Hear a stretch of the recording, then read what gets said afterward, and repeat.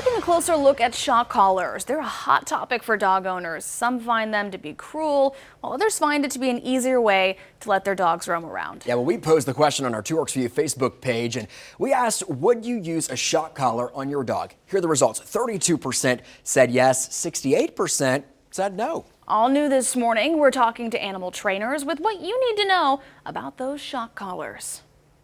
I would always start at the lowest level initially until I was able to see a behavioral change. Eric Lobert used a shock collar to train his dog Abby for hunting purposes and to change some behavioral issues. He says he found it a quick way to correct bad behavior and says he rarely uses it anymore.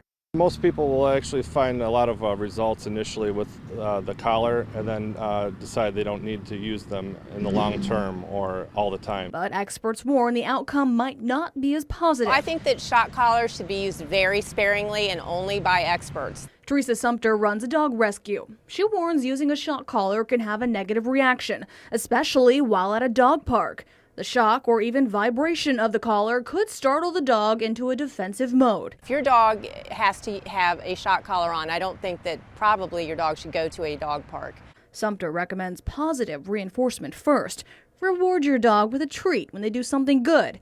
She also does not recommend using the shock as an invisible fence. The problem is it still allows other animals into your yard, so if you have coyotes, foxes, any other type of animal, they can get into the yard and your dog's not able to get away. Sumter recommends creating a fenced-in area instead.